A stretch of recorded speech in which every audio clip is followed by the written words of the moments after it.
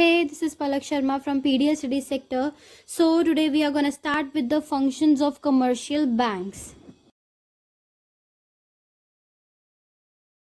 King pin मतलब बहुत ही important element है, ये किसी भी चीज़ में इम्पॉर्टेंट एलिमेंट है हमारे बैंक सेक्टर्स में।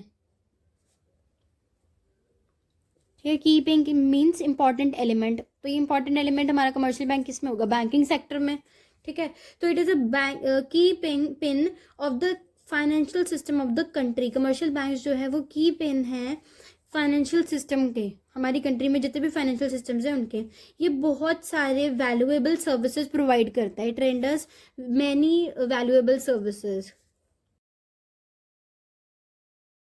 इसके इंपॉर्टेंट फंक्शंस जो है अब वो 4 पार्ट्स में डिवाइडेड है। ठीक है, फंक्शंस,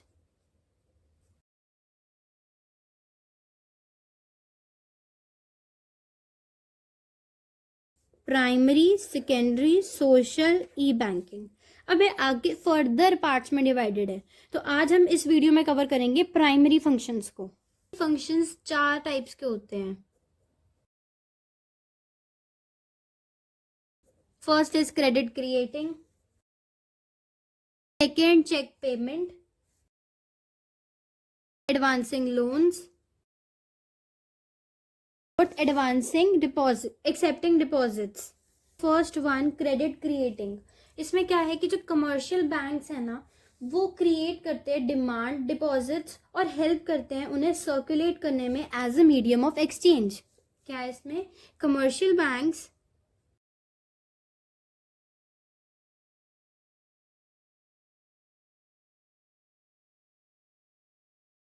इसे हम लोग credit creation, creation of credit कुछ भी बोल सकते हैं। ठीक है, और ये साथ ही साथ ना बैंक्स को हेल्प करता है मनी बनाने में। ठीक है, कम टाइम में ज़्यादा मनी बनाने में भी हेल्प करता है। ठीक है,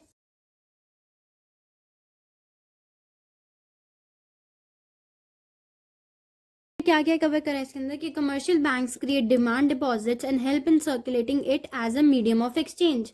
डिमांड डिपॉजिट्स क्रिएट करता है और हेल्प करता है सर्कुलेट करने में। किस वे में सर्कुलेट करने में हेल्प करता है? मीडियम ऑफ एक्सचेंज के वे में। इससे हम लोग credit creation, creation of credit भी बोलते हैं। ये जो है वो हेल्प करता है बैंक्स को क्रिएट करने में money more time more than the deposits with it. ठीक है, नेक्स्ट हमने पॉइंट करना है चेक पेमेंट।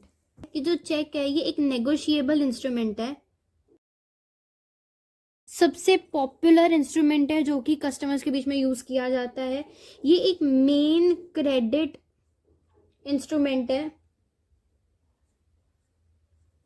बैंकिंग वर्ल्ड का मेन क्रेडिट इंस्ट्रूमेंट है। इस चेक के थ्रू जो कस्टमर है वो बैंक को डायरेक्ट करता है कि पेमेंट करनी है हमने अपने पेई को। ठीक है,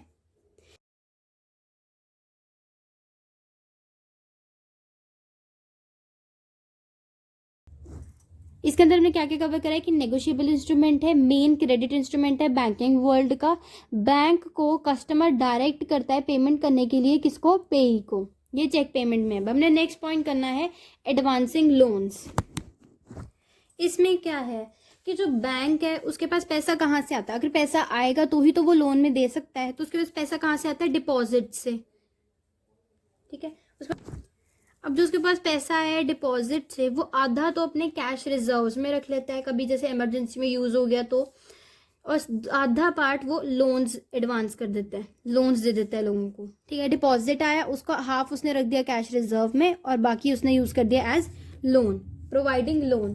अब ये जो बैंक जो है एडवांस करता है लोन, जो लोन दे रहा है वो आगे फर्दर 4 टाइप्स का होता है।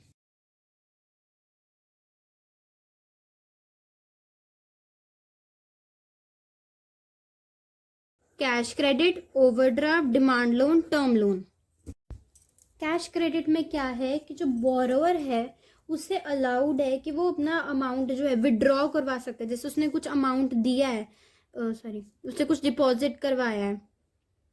ठीक है, उसको अलाउड है कि वो जो उससे डिपॉजिट करवाए हुए पैसे हैं वो उन पैसों को विड्रॉ करवा सकता है। ठीक है, कुछ स्पेसिफिक अमाउंट विड्रॉ करवा सकता है और कुछ सिक्योरिटी दे के, मतलब जैसे कोई सिक्योरिटी मतलब कोलेटरल दे के उन पैसों को वो विड्रॉ करवा सकता है। ठीक है, विड्रॉ और डिपॉजिट करवाने की कुछ लिमिट्स हैं, उसके अंदर अंदर वो करवाएगा वो सब काम। ठीक है, साथ ही साथ बैंक जो है वो इंटरेस्ट चार्ज करता है जब आप विड्रॉ कर रहे हो पैसों को तब। ठीक है, क्या क्या है कि जो उसने पैसे डिपॉजिट करवाए हैं वो उन्हें विड्रॉ करवा सकता है कोलेटरल देके। कुछ लिमिट्स हैं विड्रॉ या डिपॉजिट करवाने के लिए, उनके लिए उन लिमिट्स के अंदर अंदर करना है उसको ये सब। और bank charges interest on withdrawn money on only, मतलब सिर्फ पैसा जो निकल रहा है ना उसी पे इंटरेस्ट चार्ज करता है। तो this is all in cash credit. अब नेक्स्ट है हमारा ओवरड्राफ्ट में क्या है कि जो कस्टमर करंट अकाउंट मेंटेन करता है उस वो परमिशन लेता है बैंक से कि क्या मैं अब जितना मैंने डिपॉजिट करवाया हुआ है पैसा उससे ज़्यादा विड्रॉ करवा सकता हूँ या नहीं। ठीक है, मतलब वो परमिशन लेता है उनसे कि मैंने जितना डिपॉजिट करवाया है उससे ज़्यादा मैं विड्रॉ करवा सकता हूँ। तो वो जो उसने डिपॉजिट से ज़्यादा वाला पैसा जो विड्रॉ करवाया है उसे हम ओवरड्राफ्ट कहते हैं। लाइक सपोज उसने डिपॉजिट करवाया है 100 रुपीज़ डिपॉजिट करवाया और उसने ले कितने लिए 150 रुपये ले लिए। तो जो इसने 50 रुपीज़ एक्स्ट्रा डिपॉजिट निकाला है मतलब पैसा निकाला है उसे हम लोग ओवरड्राफ्ट बोलते हैं। 50 रुपीज़ जो से निकाले हैं उसे हम ओवरड्राफ्ट बोलते हैं। ठीक है, नेक्स्ट है हमारा डिमांड लोन। डिमांड लोन को डिमांड लोन इसलिए बोलते हैं क्योंकि जो बैंक है ना वो डिमांड कर सकता है उनसे कभी भी, ठीक है, पैसे वापस देने के लिए। तो जो लोन है वो सिक्योरिटी के अगेंस्ट दिया जाता है। फिक्स्ड डिपॉजिट रिसिप्ट होती है या फिर गवर्नमेंट सिक्योरिटीज या लाइफ इंश्योरेंस, ऐसी ऐसी चीज़ों के अगेंस्ट होता है ये लोन। ठीक है, क्या है इसी लोन हम डिमांड लोन इसलिए बोलते हैं क्योंकि जो बैंक है वो उनसे डिमांड कर सकता है कभी भी, एट एनी टाइम, जब वो चाहे। ठीक है, और जो लोन है वो अगेंस्ट सिक्योरिटीज होगा। और सिक्योरिटीज कौन सी? एफडीआर की, फिक्स डिपॉजिट रिसिप्ट की, गवर्नमेंट सिक्योरिटीज की, लाइफ इंश्योरेंस जैसी एक्सेट्रा, ऐसी ऐसी चीज़ों के सिक्योरिटी के अगेंस्ट उन्हें डिमांड लोन मिलता है। अब हमारा नेक्स्ट लोन है टर्म लोन। टर्म लोन होता है फिक्स्ड पीरियड ऑफ परचेज के लिए। अपनी ऑफिस के लिए मशीन लेनी है, घर लेना है अपना, या ट्रक लेना है, जैसे किसी का काम होगा ट्रक से रिलेटेड, मतलब जिस काम से रिलेटेड आप काम जो काम कर रहे हो उससे रिलेटेड आपने कुछ लेना है, तो 2000 टर्म लोन में वो लोन जो है वो टर्म लोन के अंदर आ जाते हैं। ये हम लोग उनको, ये वाले जो पैसे हमने लिए है वो हम उनको रीपे कर सकते हैं, क्वार्टरली पे कर सकते हैं वापस, मंथली दे सकते हैं स्पेलिंग, और ईयरली, हाफ ईयरली।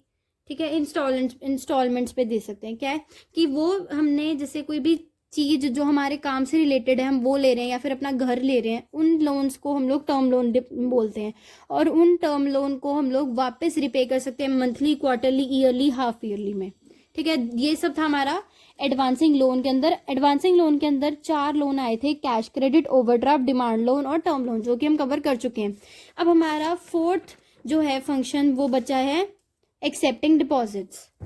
जो है वो एक्सेप्ट करता है अपने पब्लिक से डिपॉजिट्स, मतलब पैसे जो है वो देना चाहते हैं, वो डिपॉजिट्स होते हैं जो कि बैंक एक्सेप्ट करता है।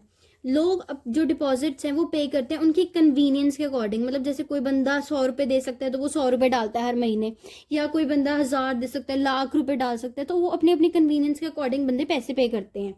ठीक है, और ये पैसे जो हैं वो अपनी कैपेबिलिटी, अपनी कन्वीनियंस के अकॉर्डिंग पे करते हैं 4 अकाउंट्स के अंदर। वो 4 अकाउंट्स कौन कौन से हैं?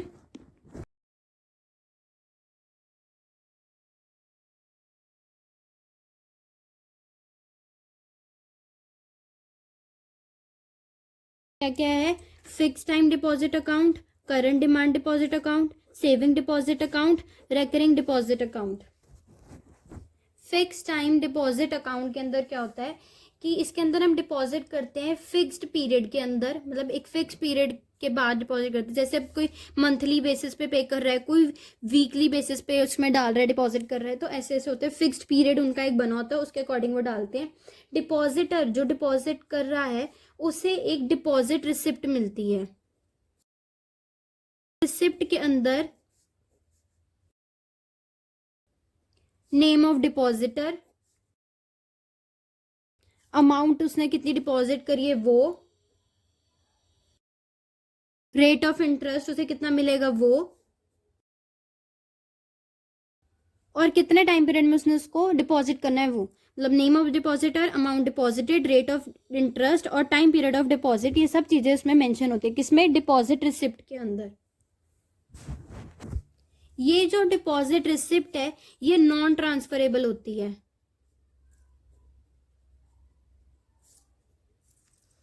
और जो रेट ऑफ इंटरेस्ट है ये फिक्स करती है बैंक, वो बैंक डिटरमाइन करता है अकॉर्डिंग टू रिक्वायरमेंट्स, जो उसकी रिक्वायरमेंट है ना उसके अकॉर्डिंग वो रेट ऑफ इंटरेस्ट बैंक जो है वो डिटरमाइन करता है। ठीक है, जो पैसा इसके अंदर डिपॉजिट हुआ है उसे हम लोग बोलते हैं टाइम लायबिलिटी।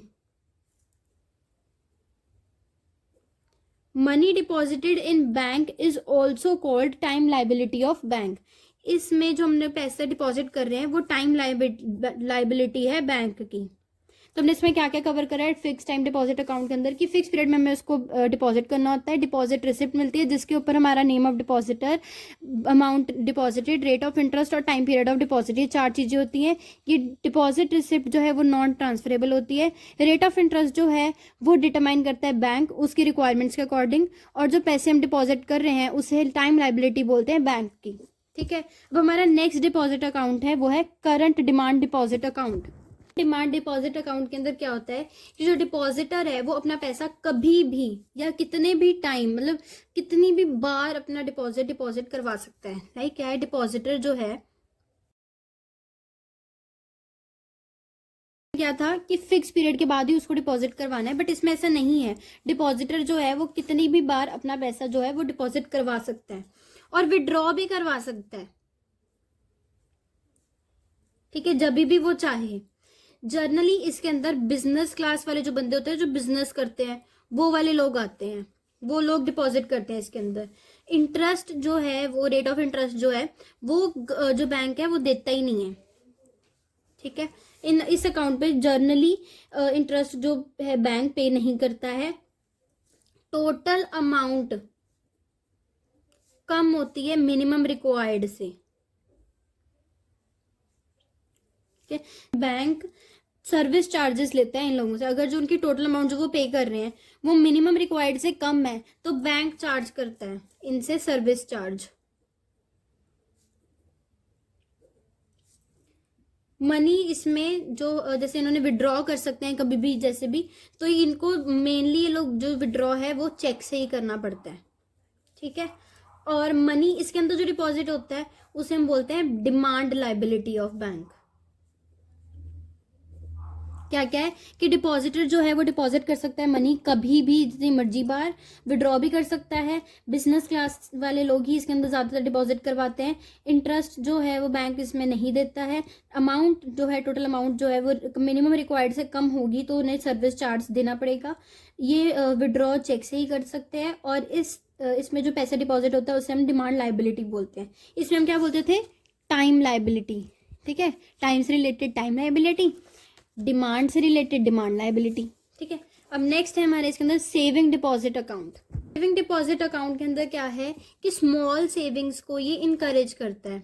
अब इसका नाम ही सेविंग है तो सेविंग्स को इनकरेज करेगा। ठीक है, इंटरेस्ट देता है इसमें बैंक इसमें इंटरेस्ट भी देता है। इंटरेस्ट नहीं देगा तो लोग सेव क्यों करेंगे, है ना। और जो इंटरेस्ट है, पर इसमें ये प्रॉब्लम है कि जो इंटरेस्ट है ना वो फिक्स्ड, ये वाला जो था ना फिक्स्ड डिपॉजिट अकाउंट या टाइम डिपॉजिट अकाउंट, इससे कम होता है इंटरेस्ट इसमें। ठीक है, और इस वाले जो अमाउंट इसमें जो डाल रहे हैं, डिपॉजिट कर रहे हैं, उसे भी हम डिमांड लाइबिलिटी बोलते हैं। इसमें भी हम डिमांड लाइबिलिटी बोल रहे थे और इसमें भी हम डिमांड लाइबिलिटी ही बोलते हैं। तो उसमें हमने क्या क्या करा है कि स्मॉल सेविंग्स को इनकरेज करता है। बैंक जो है वो इंटरेस्ट देता है इसमें, पर कम देता है as compared to fixed deposit account या टाइम डिपॉजिट अकाउंट। और इसके अंदर जो हम पैसे डिपॉजिट कर रहे हैं उसे हम लोग बोलते हैं डिमांड लाइबिलिटी ऑफ बैंक। अब लास्ट जो बैंक बचा है वो है recurring deposit account. Deposit account के अंदर क्या है कि जो डिपॉजिटर है वो डिपॉजिट कर सकता है फिक्स्ड अमाउंट फिक्स्ड पीरियड में ही। ठीक है, एक फिक्स्ड अमाउंट उसे पे करनी होती है और फिक्स्ड ही पीरियड के अंदर अंदर पे करनी होती है। मनी वो जो डिपॉजिट कर रहा है वो मंथली बेसिस पे ही करेगा। Money is deposited on monthly basis, और वो विड्रॉ नहीं करवा सकता अनलेस अनटिल कोई मतलब उसको मजबूरी हो, कोई सर्टन कंडीशंस को एक्सेप्शनल माना हुआ है, पर वो विड्रॉ नहीं कर सकता तब तक जब तक एक फिक्स्ड पीरियड, जो उन्होंने फिक्स्ड पीरियड रखा हुआ है कि मैं इस पीरियड के बाद ही अपने पैसे निकालूंगा, उससे पहले वो विड्रॉ करवा ही नहीं सकता। क्या है इसके अंदर कि डिपॉजिटर डिपॉजिट करवाता है फिक्स्ड अमाउंट फिक्स पीरियड में, मंथली बेसिस पे ही वो डिपॉजिट करवाता है, विड्रॉ नहीं करवा सकता तब तक जब तक उसका फिक्स पीरियड खत्म ना हो जाए, अनलेस अनटिल कोई कंडीशन या कोई एक्सेप्शनल केसेस ना हो जाएं। तो इस वीडियो में कवर करा है फंक्शंस ऑफ कमर्शियल बैंक, जिसमें हमने करे थे 4 फंक्शंस हैं हमारे कमर्शियल बैंक के, प्राइमरी, सेकेंडरी, सोशल, ई बैंकिंग। हमने इस वीडियो के अंदर प्राइमरी कवर कर लिया है। प्राइमरी के अंदर आते हैं 4 types, credit rating, cheque payment, advancing loans और एक्सेप्टिंग डिपॉजिट्स। तो हमने ये चारों कवर कर लिए। सो अब हम नेक्स्ट वीडियो में कवर करेंगे सेकेंडरी। ठीक है, thank you so much for watching. Hope you like the video. If you like the video, do watch the next videos too.